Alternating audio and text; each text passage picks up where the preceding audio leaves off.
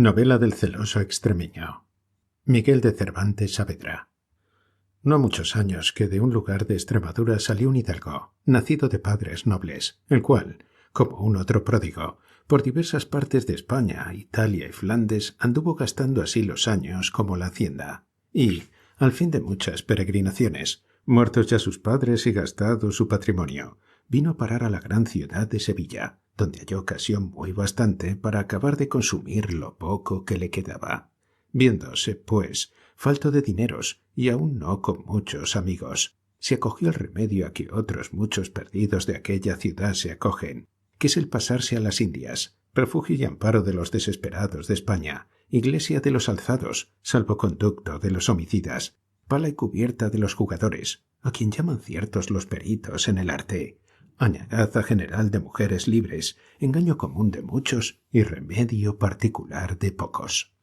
En fin, llegado el tiempo en que una flota se partía para tierra firme, acomodándose con el almirante de ella, aderezó su malotaje y su mortaja de esparto, y embarcándose en Cádiz, echando la bendición a España, zarpó la flota, y con general alegría dieron las velas al viento, que blando y próspero soplaba, el cual en pocas horas les encubrió la tierra y les descubrió las anchas y espaciosas llanuras del gran padre de las aguas, el mar océano. Iba nuestro pasajero pensativo, revolviendo en su memoria los muchos y diversos peligros que en los años de su peregrinación había pasado, y el mal gobierno que en todo el discurso de su vida había tenido.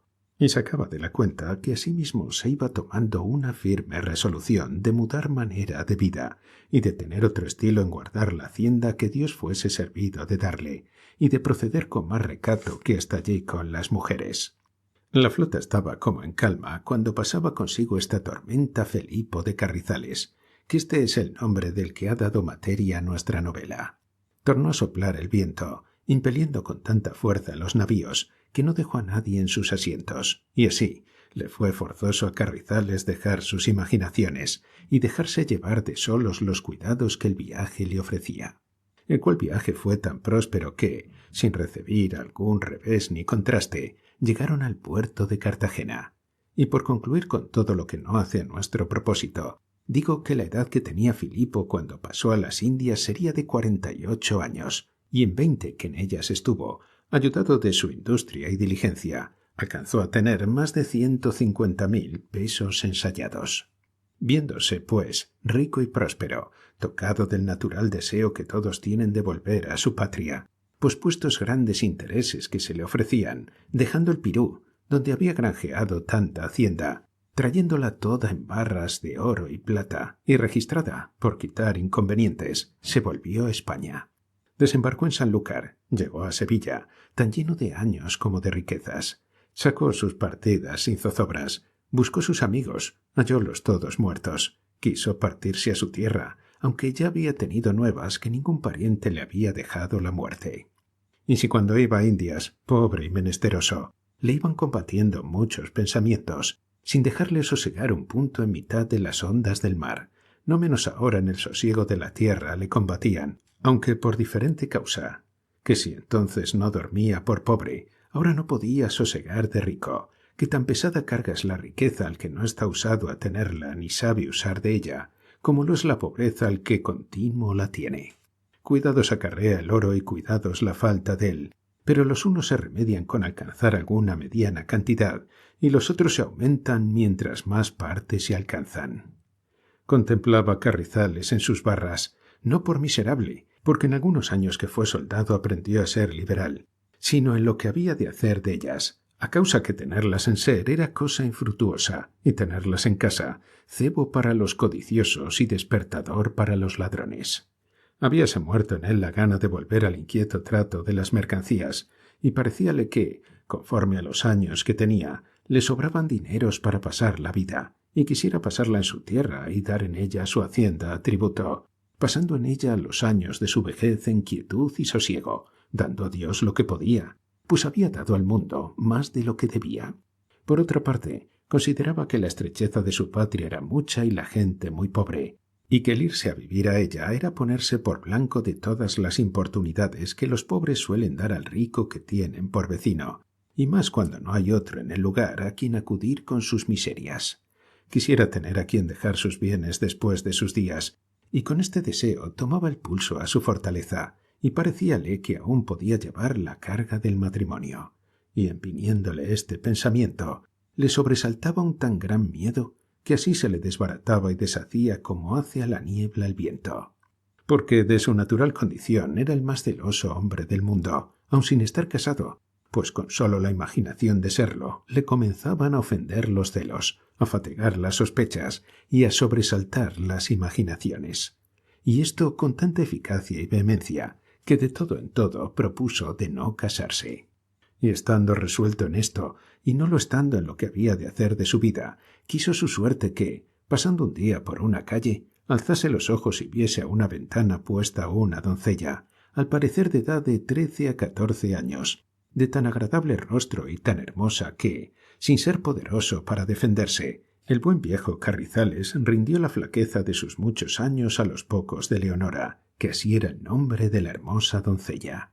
Y luego, sin más detenerse, comenzó a hacer un gran montón de discursos y, hablando consigo mismo, decía: «Esta muchacha es hermosa, y a lo que muestra la presencia de esta casa, no debe de ser rica. Ella es niña, sus pocos años pueden asegurar mis sospechas. Casarme he con ella, encerrárele y hárele a mis mañas. Y con esto no tendrá otra condición que aquella que yo le enseñaré. Y no soy tan viejo que pueda perder la esperanza de tener hijos que me hereden. De que tenga dote o no, no hay para qué hacer caso, pues el cielo me dio para todos. Y los ricos no han de buscar en sus matrimonios hacienda, sino gusto, que el gusto alarga la vida, y los disgustos entre los casados la cortan. Alto, pues, echada está la suerte, y esta es la que el cielo quiere que yo tenga». Y así hecho este soliloquio, no una vez, sino 100, al cabo de algunos días habló con los padres de Leonora, y supo cómo, aunque pobre, eran nobles, y dándoles cuenta de su intención y de la calidad de su persona y hacienda, le rogó le diesen por mujer a su hija. Ellos le pidieron tiempo para informarse de lo que decía, y que él también le tendría para enterarse ser verdad lo que de su nobleza le habían dicho. Despidiéronse, informáronse las partes, y hallaron ser ansí lo que entrambos dijeron. Y, finalmente, Leonora quedó por esposa de Carrizales, habiéndola dotado primero de 20.000 ducados. Tal estaba de abrasado el pecho del celoso viejo, el cual apenas dio el sí de esposo, cuando de golpe le embistió un tropel de rabiosos celos, y comenzó sin causa alguna a temblar y a tener mayores cuidados que jamás había tenido. Y la primera muestra que dio de su condición celosa fue no querer que sastre alguno tomase la medida a su esposa de los muchos vestidos que pensaba hacerle, y así anduvo mirando cuál otra mujer tendría, poco más a menos, el talle y cuerpo de Leonora, y halló una pobre, a cuya medida hizo hacer una ropa, y probándosela a su esposa, halló que le venía bien. Y por aquella medida hizo los demás vestidos, que fueron tantos y tan ricos, que los padres de la desposada se tuvieron por más que dichosos en haber acertado con tan buen yerno, para remedio suyo y de su hija. La niña estaba asombrada de ver tantas galas, a causa que las que ella en su vida se había puesto no pasaban de una saya de raja y una ropilla de tafetán. La segunda señal que dio Filipo fue no querer juntarse con su esposa hasta tenerla puesta casa aparte, la cual aderezó en esta forma. Compró una en 12.000 ducados, en un barrio principal de la ciudad, que tenía agua de pie y jardín con muchos naranjos. Cerró todas las ventanas que miraban a la calle y dióles vista al cielo, y lo mismo hizo de todas las otras de casa. En el portal de la calle, que en Sevilla llaman casa puerta, hizo una caballeriza para una mula, y encima de ella un pajar y apartamiento donde estuviese el que había de curar de ella, que fue un negro viejo y eunuco. Levantó las paredes de las azuetas de tal manera que el que entraba en la casa había de mirar al cielo por línea recta, sin que pudiesen ver otra cosa. Hizo torno que de la casapuerta respondía al patio. Compró un rico menaje para adornar la casa, de modo que por tapicerías, estrados y doseles ricos mostraba ser de un gran señor. Compró, asimismo, 4 esclavas blancas, y herrólas en el rostro, y otras 2 negras bozales. Concertóse con un despensero que le trujese y comprase de comer, con condición que no durmiese en casa ni entrase en ella sino hasta el torno, por el cual había de dar lo que trujese. Hecho esto, dio parte de su hacienda a censo, situada en diversas y buenas partes, otra puso en el banco y quedóse con alguna para lo que se le ofreciese. Hizo, asimismo, llave maestra para toda la casa y encerró en ella todo lo que suele comprarse en junto y en sus sazones, para la provisión de todo el año. Y teniéndolo todo así aderezado y compuesto, se fue a casa de sus suegros y pidió a su mujer, que se la entregaron no con pocas lágrimas, porque les pareció que la llevaban a la sepultura. La tierna Leonora aún no sabía lo que había acontecido, y así, llorando con sus padres, les pidió su bendición, y despidiéndose de ellos, rodeada de sus esclavas y criadas, asida de la mano de su marido, se vino a su casa, y en entrando en ella, les hizo Carrizales un sermón a todas, encargándoles la guarda de Leonora, y que por ninguna vía ni en ningún modo dejasen entrar a nadie de la segunda puerta dentro, aunque fuese al negro eunuco.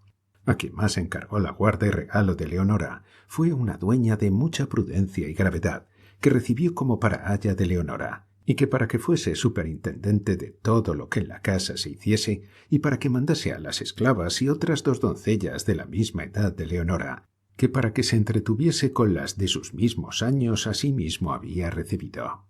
Prometióles que las trataría y regalaría todas de manera que no sintiesen su encerramiento, y que los días de fiesta, todos, sin faltar ninguno, irían a oír misa, pero tan de mañana, que apenas tuviese la luz lugar de verlas. Prometiéronle las criadas y esclavas de hacer todo aquello que les mandaba, sin pesadumbre, con pronta voluntad y buen ánimo. Y la nueva esposa, encogiendo los hombros, bajó la cabeza y dijo que ella no tenía otra voluntad que la de su esposo y señor, a quien estaba siempre obediente. Hecha esta prevención y recogido el buen Extremeño en su casa, comenzó a gozar como pudo los frutos del matrimonio, los cuales a Leonora, como no tenía experiencia de otros, ni eran gustosos ni desabridos, y así pasaba el tiempo con su dueña, doncellas y esclavas, y ellas, por pasarle mejor, dieron en ser golosas, y pocos días se pasaban sin hacer 1000 cosas a quien la miel y el azúcar hacen sabrosas.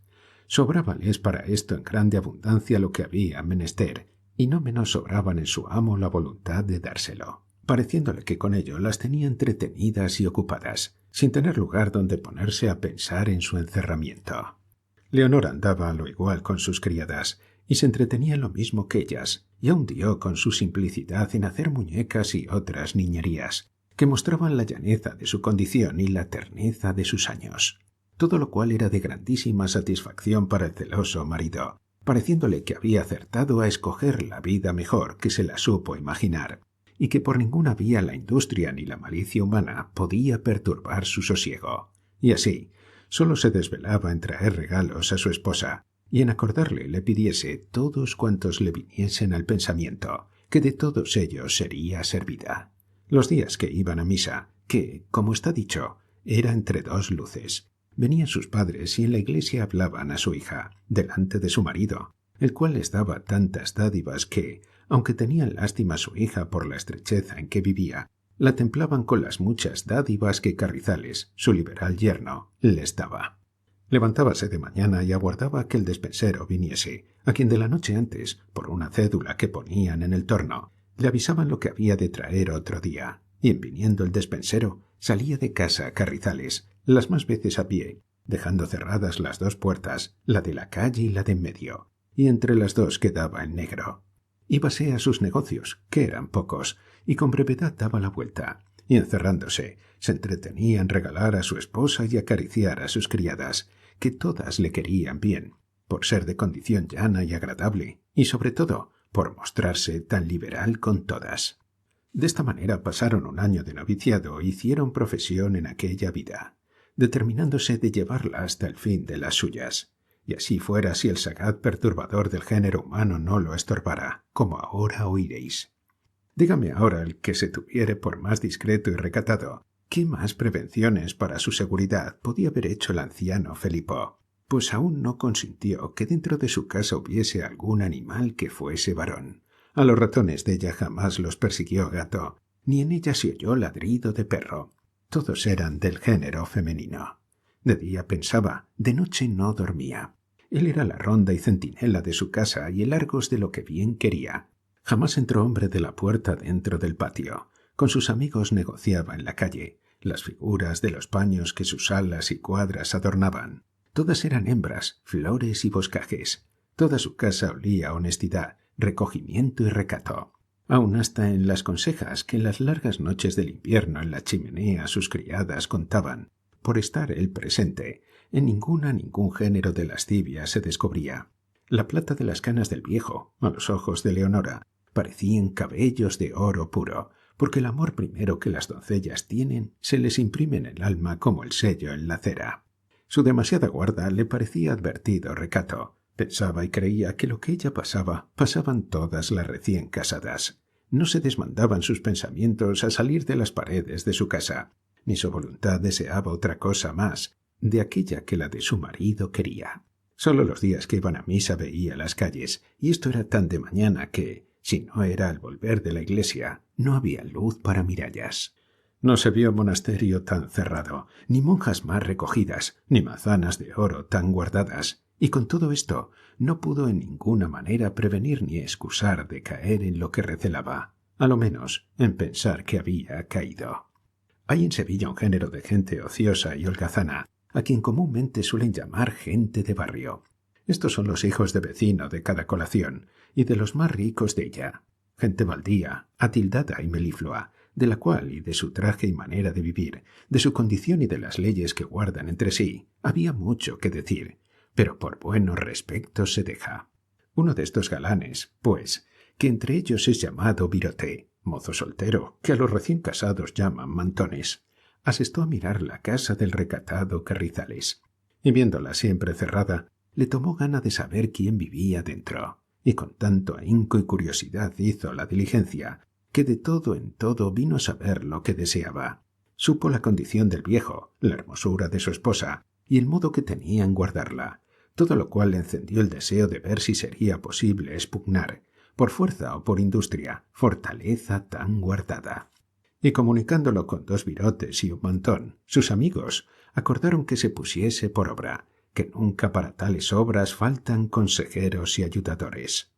Dificultaban el modo que se tendría para intentar tan dificultosa hazaña, y, habiendo entrado en bureo muchas veces, convinieron en esto, que, fingiéndolo a Isa, que así se llamaba el virote, que iba fuera de la ciudad por algunos días, se quitase de los ojos de sus amigos, como lo hizo, y hecho esto, se puso unos calzones de lienzo limpio y camisa limpia, pero encima se puso unos vestidos tan rotos y remendados, que ningún pobre en toda la ciudad los traía tan astrosos.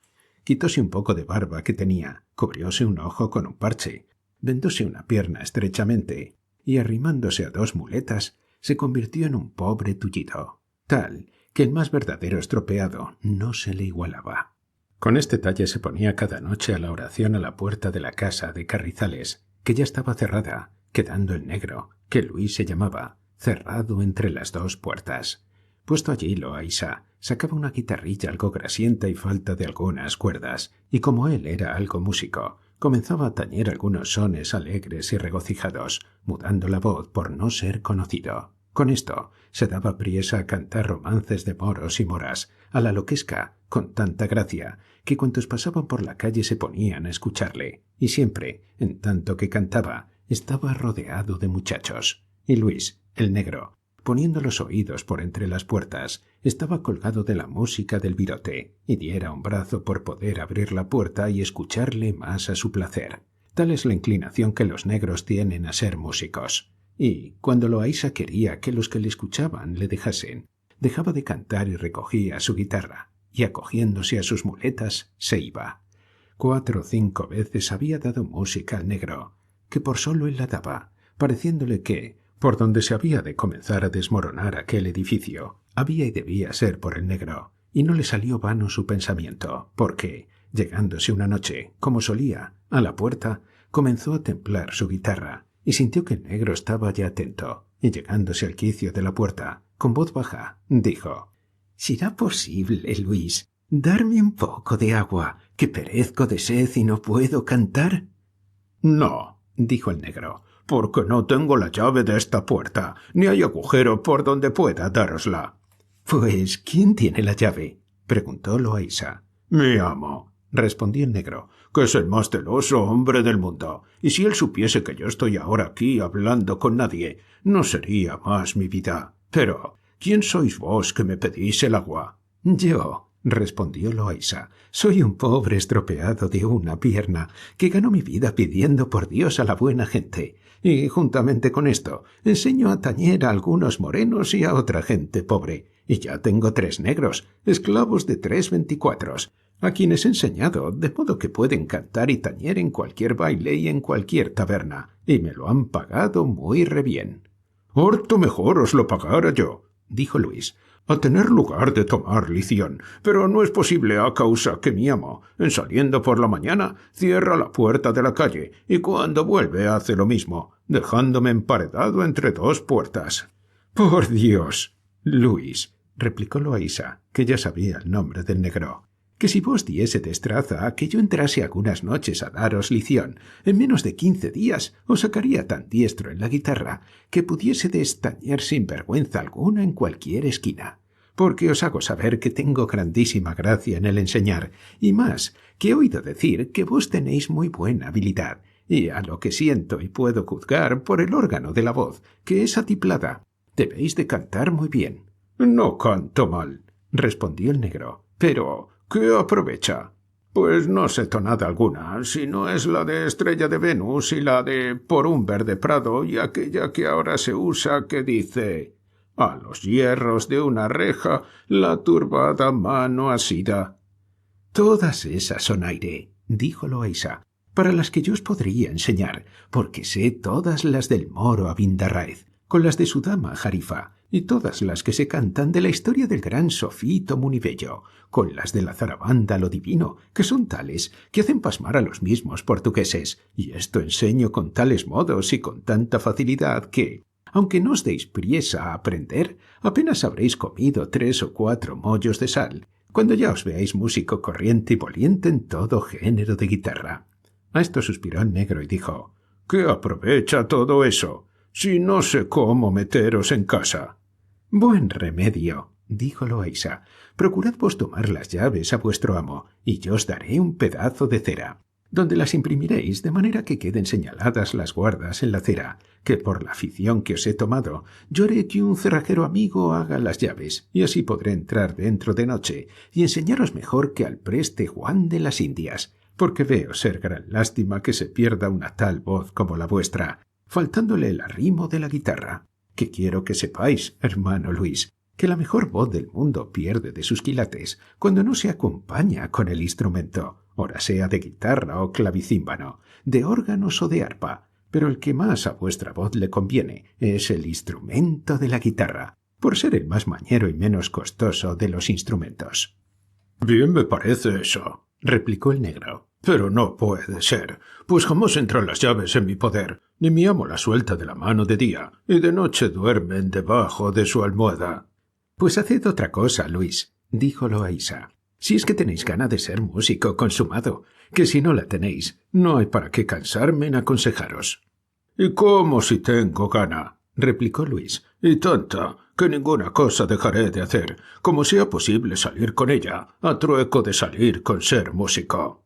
«Pues ansí es», dijo el virote, «yo os daré por entre estas puertas, haciéndovos lugar quitando alguna tierra del quicio. Digo que os daré unas tenazas y un martillo, con que podáis de noche quitar los clavos de la cerradura de loba con mucha facilidad, y con la misma volveremos a poner la chapa, de modo que no se eche de ver que ha sido desclavada. Y estando yo dentro, encerrado con vos en vuestro pajar o a donde dormís, me daré tal priesa a lo que tengo de hacer, que vos veáis aún más de lo que os he dicho, con aprovechamiento de mi persona y aumento de vuestra suficiencia. Y de lo que hubiéramos de comer, no tengáis cuidado, que yo llevaré malotaje para entrambos y para más de 8 días, que discípulos tengo yo y amigos que no me dejarán mal pasar». «De la comida», replicó el negro, «no habrá de qué temer, que con la ración que me da mi amo y con los relieves que me dan las esclavas, sobrará comida para otros 2. Véngase martillo y tenazas que decís, que yo haré por junto a este quicio lugar por donde quepa, y le volveré a cubrir y tapar con barro, que, puesto que dé algunos golpes en quitar la chapa, mi amo duerme tan lejos de esta puerta, que será milagro, o gran desgracia nuestra, si los oye».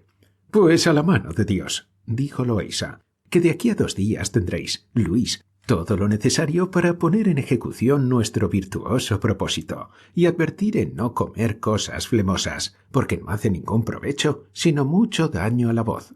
Ninguna cosa me enronquece tanto, respondió el negro, como el vino, pero no me lo quitaré yo por todas cuantas voces tiene el suelo. No digo tal, dijo Loaysa, ni Dios tal permitiera. Bebed, hijo Luis, bebed, y buen provecho os haga, que el vino que se bebe con medida jamás fue causa de daño alguno. Con medida lo bebo, replicó el negro. Aquí tengo un jarro que cabe una azumbre justa y cabal. Este me llenan las esclavas, sin que mi amo lo sepa, y el despensero, a solapo, me trae una botella, que también cabe justas 2 azumbres, con que se suplen las faltas del jarro. Digo, dijo Loaysa, que tal sea mi vida como eso me parece, porque la seca garganta ni gruñe ni canta. Andad con Dios, dijo el negro, pero mirad que no dejéis de venir a cantar aquí las noches que tardáredes en traer lo que habéis de hacer para entrar acá dentro, que ya me comen los dedos por verlos puestos en la guitarra. —¿Y cómo si vendré? —replicó Loaysa—, y aún con tonadicas nuevas. —Eso pido —dijo Luis—, y ahora no me dejéis de cantar algo, porque me vaya a costar con gusto. Y en lo de la paga, entienda el señor pobre que le he de pagar mejor que un rico. —No reparo en eso —dijo Loaysa—, que, según yo os enseñaré, así me pagaréis. Y por ahora escuchad esta tonadilla, que cuando esté dentro veréis milagros. —Sea en buena hora —respondió el negro. Y acabado este largo coloquio, cantó Loaysa un romancito agudo, con que dejó al negro tan contento y satisfecho que ya no veía la hora de abrir la puerta. Apenas se quitó Loaysa de la puerta cuando, con más ligereza que el traer de sus muletas prometía, se fue a dar cuenta a sus consejeros de su buen comienzo, adivino del buen fin que por él esperaba. Hallólos y contó lo que con el negro dejaba concertado, y otro día hallaron los instrumentos, tales que rompían cualquier clavo como si fuera de palo. No se descuidó el virote de volver a dar música al negro, ni menos tuvo descuido el negro en hacer el agujero por donde cupiese lo que su maestro le diese, cubriéndolo de manera que, a no ser mirado con malicia y sospechosamente, no se podía caer en el agujero. La segunda noche le dio los instrumentos Loaysa, y Luis probó sus fuerzas, y casi sin poner alguna, se halló rompidos los clavos y con la chapa de la cerradura en las manos. Abrió la puerta y recogió dentro a su Orfeo y maestro, y, cuando le vio con sus 2 muletas, y tan andrajoso y tan fajada su pierna, quedó admirado. No llevaba Loaysa el parche en el ojo, por no ser necesario, y así como entró, abrazó a su buen discípulo y le besó en el rostro. Y luego le puso una gran bota de vino en las manos, y una caja de conserva y otras cosas dulces, de que llevaba unas alforjas bien proveídas. Y, dejando las muletas, como si no tuviera mal alguno, comenzó a hacer cabriolas, de lo cual se admiró más el negro, a quien Loaysa dijo: «Sabed, hermano Luis, que mi cojera y estropeamiento no nace de enfermedad, sino de industria, con la cual gano de comer pidiendo por amor de Dios, y ayudándome de ella y de mi música, paso la mejor vida del mundo, en el cual todos aquellos que no fueren industriosos y tracistas morirán de hambre, y esto lo veréis en el discurso de nuestra amistad». «Ello dirá», respondió el negro, «pero demos orden de volver esta chapa a su lugar, de modo que no se eche de ver su mudanza». «En buena hora», dijo Loaysa. Y sacando clavos de sus alforjas, asentaron la cerradura de suerte que estaba tan bien como de antes, de lo cual quedó contentísimo el negro, y subiéndose Loaysa al aposento que en el pajar tenía el negro, se acomodó lo mejor que pudo. Encendió luego Luis un torzal de cera, y sin más aguardar, sacó su guitarra Loaysa, y tocándola baja y suavemente, suspendió al pobre negro de manera que estaba fuera de sí escuchándole. Habiendo tocado un poco, sacó de nuevo colación y diola a su discípulo, y aunque con dulce, bebió con tan buen talante de la bota que le dejó más fuera de sentido que la música. Pasado esto, ordenó que luego tomase lición Luis, y como el pobre negro tenía 4 dedos de vino sobre los sesos, no acertaba traste, y con todo eso le hizo creer Loaysa que ya sabía por lo menos 2 tonadas, y era lo bueno que el negro se lo creía, y en toda la noche no hizo otra cosa que tañer con la guitarra destemplada y sin las cuerdas necesarias. Durmieron lo poco que de la noche les quedaba, y a obra de las 6 de la mañana bajó Carrizales y abrió la puerta de en medio, y también la de la calle, y estuvo esperando al despensero, el cual vino de allí a un poco, y dando por el torno la comida se volvió a ir, y llamó al negro que bajase a tomar cebada para la mula y su ración, y en tomándola se fue el viejo Carrizales, dejando cerradas ambas puertas, sin echar de ver lo que en la de la calle se había hecho, de que no poco se alegraron maestro y discípulo. Apenas salió el amo de casa, cuando el negro arrebató la guitarra y comenzó a tocar de tal manera que todas las criadas le oyeron y por el torno le preguntaron: «¿Qué es eso, Luis? ¿De cuándo acá tienes tu guitarra? ¿O quién te la ha dado?» «¿Quién me la ha dado?», respondió Luis. «El mejor músico que hay en el mundo, y el que me ha de enseñar en menos de 6 días más de 6.000 sones». «¿Y dónde está ese músico?», preguntó la dueña. «No está muy lejos de aquí», respondió el negro. «Y si no fuera por vergüenza y por el temor que tengo a mi señor, quizás os lo enseñara luego, y a fe que os holgásedes de verle». «¿Y a dónde puede él estar que nosotros le podamos ver?», replicó la dueña, «si en esta casa jamás entró otro hombre que nuestro dueño». «Ahora bien», dijo el negro, «no os quiero decir nada hasta que veáis lo que yo sé y él me ha enseñado en breve tiempo que he dicho». «Por cierto», dijo la dueña, «que si no es algún demonio el que te ha de enseñar, que yo no sé quién te pueda sacar músico con tanta brevedad». «Andad», dijo el negro, «que lo oiréis y lo veréis algún día». «No puede ser», dijo otra doncella, «porque no tenemos ventanas a la calle para poder ver ni oír a nadie». «Bien está», dijo el negro, «que para todo hay remedio si no es para excusar la muerte, y más si vosotras sabéis o queréis callar». «¿Y cómo que callaremos, hermano Luis?», dijo una de las esclavas. «Callaremos más que si fuésemos mudas, porque te prometo, amigo, que me muero por oír una buena voz. Pero después que aquí nos emparedaron, ni aun el canto de los pájaros habemos oído». Todas estas pláticas estaba escuchando Loaísa con grandísimo contento, pareciéndole que todas se encaminaban a la consecución de su gusto, y que la buena suerte había tomado la mano en guiarlas a la medida de su voluntad. Despidiéronse las criadas con prometerles el negro que, cuando menos se pensasen, las llamaría a oír una muy buena voz, y, con temor que su amo volviese y le hallase hablando con ellas, las dejó y se recogió a su estancia y clausura. Quisiera tomar lición, pero no se atrevió a tocar de día, porque su amo no le oyese, el cual vino de allí a poco espacio, y cerrando las puertas según su costumbre, se encerró en casa. Y al dar aquel día de comer por el torno al negro, dijo Luis a una negra que se lo daba, que aquella noche, después de dormido su amo, bajasen todas al torno a oír la voz que les había prometido, sin falta alguna. Verdad es que antes que dijese esto, había pedido con muchos ruegos a su maestro fuese contento de cantar y tañer aquella noche al torno, porque él pudiese cumplir la palabra que había dado de hacer oír a las criadas una voz extremada, asegurándole que sería en extremo regalado de todas ellas. Algo se hizo de rogar el maestro de hacer lo que él más deseaba, pero al fin dijo que haría lo que su buen discípulo pedía, solo por darle gusto, sin otro interés alguno. Abrazóle el negro y dióle un beso en el carrillo, en señal del contento que le había causado la merced prometida.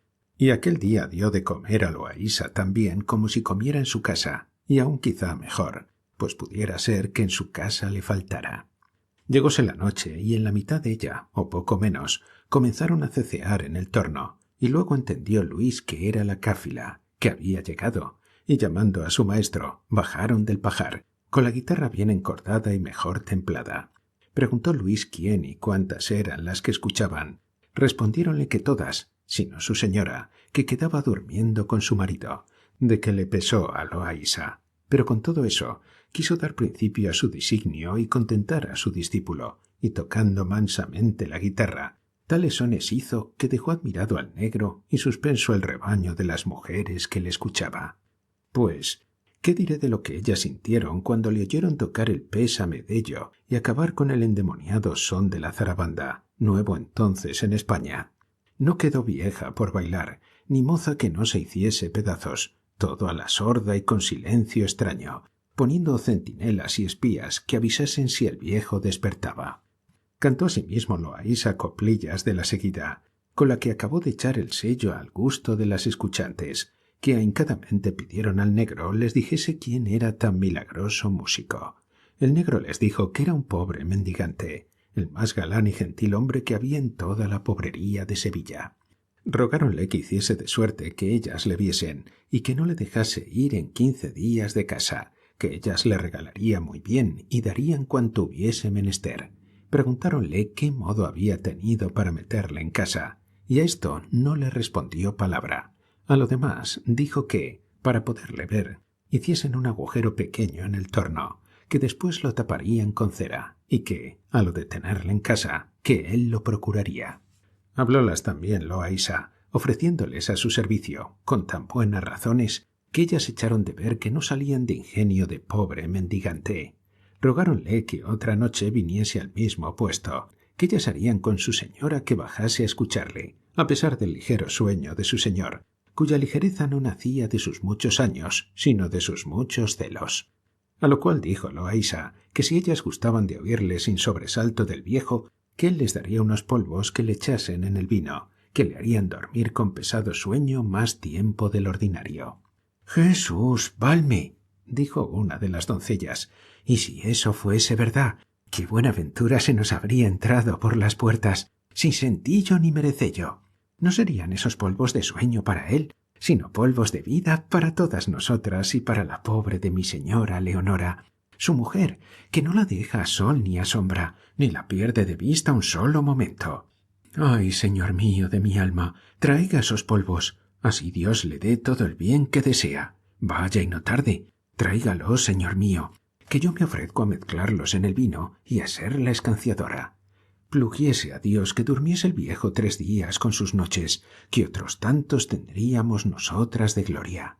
Pues yo los traeré, dijo Loaysa, y son tales que no hacen otro mal ni daño a quien los toma, sino es provocarle a sueño pesadísimo. Todas le rogaron que los trujese con brevedad, y quedando de hacer otra noche con una barrena al agujero en el torno y de traer a su señora para que le viese y oyese, se despidieron. Y el negro, aunque era casi el alba, quiso tomar lición, la cual le dio Loaysa, y le hizo entender que no había mejor oído que el suyo en cuantos discípulos tenía, y no sabía el pobre negro, ni lo supo jamás, hacer un cruzado.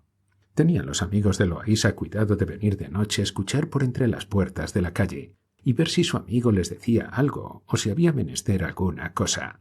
Y haciendo una señal que dejaron concertada, conoció Loaysa que estaban a la puerta, y por el agujero del quicio les dio breve cuenta del buen término en que estaba su negocio, pidiéndoles encarecidamente buscasen alguna cosa que provocase a sueño para dárselo a Carrizales, que él había oído decir que había unos polvos para este efecto.